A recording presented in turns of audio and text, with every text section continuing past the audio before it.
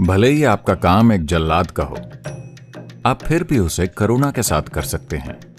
उसने गुस्से से चिड़िया को बस इस तरह देखा, चिड़िया में आग लग गई और वो जलकर राख हो गई। एक कसाई मुझे क्या सिखा सकता है? मैं एक ब्राह्मण हूं।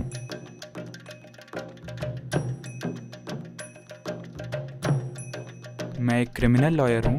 मेरे काम की प्रकृति मुझे दूसरों के खिलाफ खड़े होने के लिए मजबूर करती है। फिर मैं अपने आसपास हर किसी से प्यार कैसे कर सकता हूँ? मैं आपको बताता हूं। एक ऋषि थे जो भारत में बहुत प्रसिद्ध हैं, कौशिक नाम के प्राचीन ऋषि। जब कौशिक प्रसिद्ध नहीं हुए थे, एक युवा सन्यासी, उन्होंने नदी में डुबकी लगाई और एक पेड़ के नीचे सुबह की साधना के लिए चेहरा थोड़ा सा ऊपर की ओर उठाकर बैठ गए। एक चिड़िया पेड़ पर बैठी थी। वो अपनी ही चीजें करती है,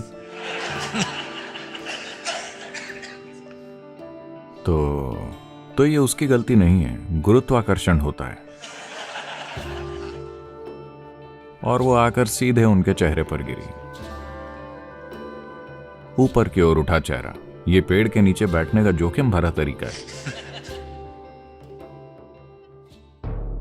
तो वो बहुत गुस्सा हो गए। अभी अभी उन्होंने नदी में डुबकी लगाई और वो ध्यान करने की कोशिश कर रहे हैं और इस चिड़िया ने उनके चेहरे पर गंदगी गिरा दी। उन्होंने गुस्से में चिड़िया को बस इस तरह देखा, चिड़िया में आग लग गई और वो जलकर राख हो गई। तो उन्हें बहुत अच्छा लगा। ठीक है, ये बढ़िया है, ये काम कर रहा है। फिर उन्होंने अपनी साधना और बाकी चीजें पूरी की और दिन के भोजन के लिए, क्योंकि आध्यात्मिक मार्ग पर चलने वाले लोग अपनी जीविका नहीं कमाते, वो भिक्षा मांगकर खाना खाते हैं। तो वो गए, तो वो शहर गए।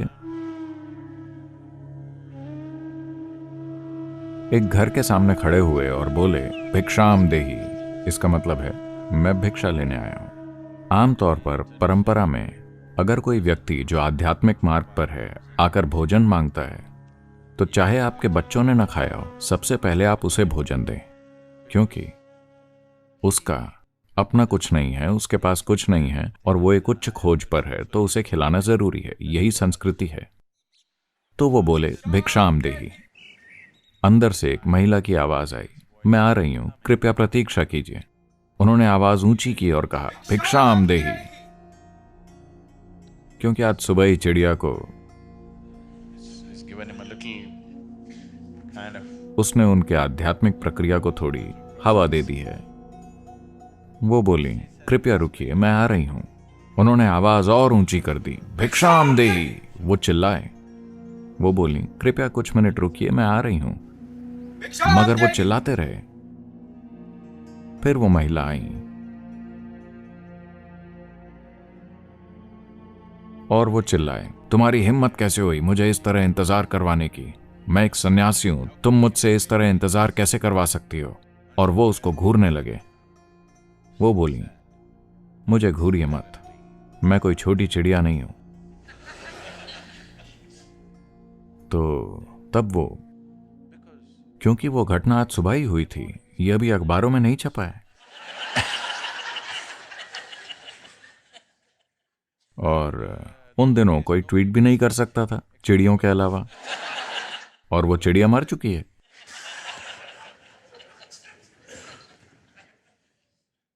तो वो बोले, तुम कैसे जानती हो? वो बोली, कोई फर्क नहीं पड़ता, मुझे घूरिए मत। मैं अपने पति को भोजन करा रही थी जो देख नहीं सकते। मैं उन्हें खाना खिला रही थी, इसलिए मैंने आपको रुकने को कहा। आपको किस चीज की जल्दी है? मैंने कहा कि मैं आ रही हूं। वो बोले, लेकिन आपको कैसे पता चला? वो बोली, उससे फर्क नहीं पड़ता। इस तरह के रवैये के साथ जैसे आप अभी हैं, आप ये सब नहीं जान सकते। फिर वो गिड़गिड़ाने लगे, कृपया मुझे अपना शिष्य बना लीजिए, मैं आपसे सीखना चाहता हूं। वो बोली, मैं एक गृहिणी हूं, मैं शिष्य नहीं लेती। आप चाहें तो मेरे गुरु के पास जा सकते हैं, मैं आपको उनका पता दे दूंगी। तो उन्होंने पता दे दिया उन्हें बताया कि कहाँ जाना है। फिर वो उनके निर्देशों के अनुसार गए। पता उन्हें बाजार में ले गया और बाजार के बहुत अंदर तक, और फिर कसाई की गली में ले गया। वो एक ब्राह्मण है। कसाई की गली में देखा जाना भी एक अपराध है। उन्होंने चारों ओर देखा, मांस लटके हुए थे।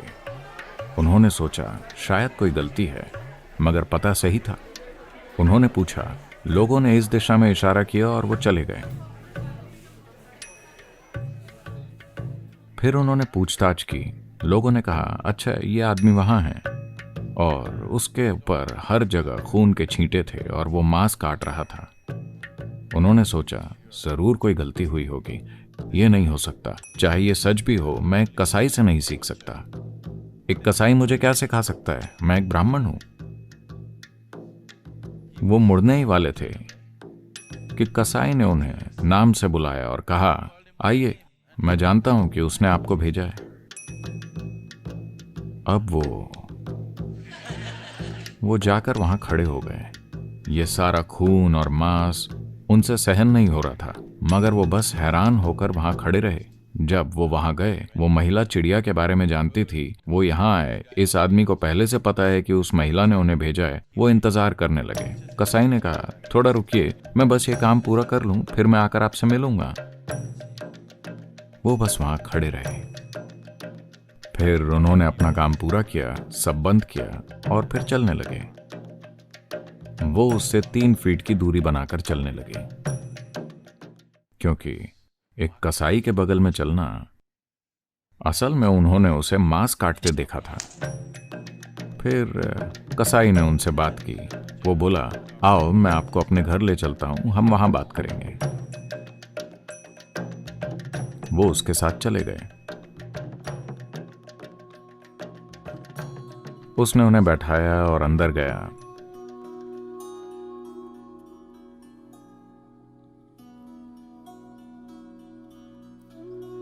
स्नान किया, कपड़े बदले और आकर कहा, मुझे थोड़ा समय दो। मेरे माता पिता बीमार हैं, मुझे उनकी सेवा करनी है। मुझे पहले उनका ध्यान रखना होगा। तो वो अंदर गया और अपने बुजुर्ग माता पिता की देखभाल की और फिर वापस आकर बैठ गया।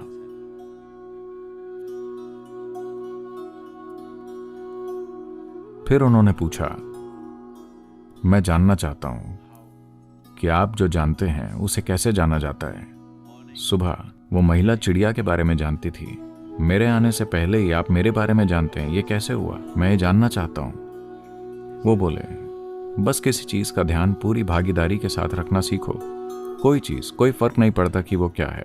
वो अपने अंधे पति की देखभाल करती है, मैं अपने बुजुर्ग माँ बाप की देखभाल करता हूँ, और जब मैं इन पशुओं को काटता हूँ तो मैं उनका कष्ट कम से कम करते हुए उन्हें काटता हूँ। मैंने कसाई बनना चुना क्योंकि अगर कोई और कसाई बनता तो वो पशुओं को कष्ट दे सकता था। मैं कसाई बना क्योंकि मुझे लगा कि मैं वो सबसे बेहतर कर सकता हूं। अगर मैं इसे किसी और पर छोड़ देता तो वो उसे जैसे तैसे करते। तो बहुत अलग नहीं है। क्रिमिनल लॉयर, इसे करुणा के साथ कीजिए, परेशानी क्या है? आप वकील का काम कर सकते हैं, आप कोई दूसरा काम कर सकते हैं, कोई फर्क नहीं पड़ता। तमाम चीजें जो दुनिया में करने की जरूरत है, आपको उसे करना है।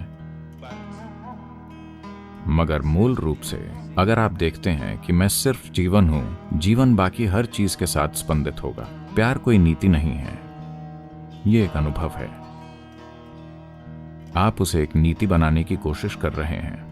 नीति के तौर पर यह काफी मूर्खतापूर्ण नीति है। सच में अगर आप चारों ओर देखते हैं और हर चीज के साथ एक महसूस करते हैं तो यह बहुत अच्छा एहसास है। आपका खुद को कहना, मैं तुम हूं, तुम मैं हो, तुम मैं हो, मैं तुम हूं,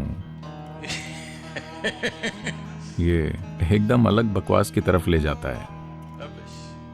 किसी को पसंद मत कीजिए, किसी को नापसंद मत कीजिए, बस उनके साथ रहिए। जैसे आप पेड़ों और बादलों और पहाड़ों और बाकी हर चीज के साथ हो सकते हैं। मान लीजिए आप कहते हैं कि मैं अपने बच्चों से प्यार करता हूं। आप क्या करते हैं? आप वो करते हैं जिसकी जरूरत है, हाँ या ना? क्या प्यार यही नहीं है? आप वो करते हैं जिसकी जरूरत है, आप पक्षपाती नहीं होते। तो पूर्वाग्रह इसलिए होता है क्योंकि आप किसी न किसी चीज के साथ पहचान जोड़ते हैं। जब मैं पूर्वाग्रह कहता हूं तो आपको समझना चाहिए, जैसे ही मन किसी चीज के साथ पहचान जोड़ता है, आपके मन में एक तरह का पूर्वाग्रह होता है। अगर आप कहते हैं मैं एक पुरुष हूं, आपके अंदर एक बहुत पुरुष जैसा पूर्वाग्रह है जो आपको पता नहीं होगा। दूसरे सोचते हैं कि आप कुछ और हैं, उनके पास इसके लिए बुरे नाम हैं। जैसे ही आप कहते हैं मैं एक भारतीय हूं, आपके अंदर भारतीय जैसा पूर्वाग्रह होता है। चाहे आप कोई भी पहचान बनाएं, आपका मन बस उसी के आसपास काम करता है और ऐसा लगने लगता है कि ये सही है, वो खास चीज जिससे भी आपकी पहचान है, बाकी सब अलग लगता है। तो मूल रूप से आध्यात्मिक प्रक्रिया का मतलब है किसी नई चीज के साथ पहचान न जोड़ना। यहां जीना सीखना, पहचान के किसी भी एहसास के बिना, बस जीवन के रूप में यहां जीना सीखना, क्योंकि आप वास्तव में वही हैं, है ना? तो अभी आप कोर्ट में हैं, यह आपके कार्य की प्रकृति नहीं है, यह आपकी पहचान है जो आपको स्पंदित नहीं होने देती। अभी आप भले ही किसी को मौत की सजा दिलाने के लिए काम कर रहे हो, ठीक है, भले आप मौत की सजा के लिए काम कर रहे हो, आप उस काम को अच्छी तरह कर सकते हैं उस व्यक्ति के खिलाफ हुए बिना। तो इससे फर्क नहीं पड़ता कि आपके कार्य की प्रकृति क्या है। चाहे आपका कार्य जल्लाद का हो, आप उसे भी करुणा के साथ कर सकते हैं। लोगों ने ऐसे भयंकर काम भी करुणा से किए हैं, है ना?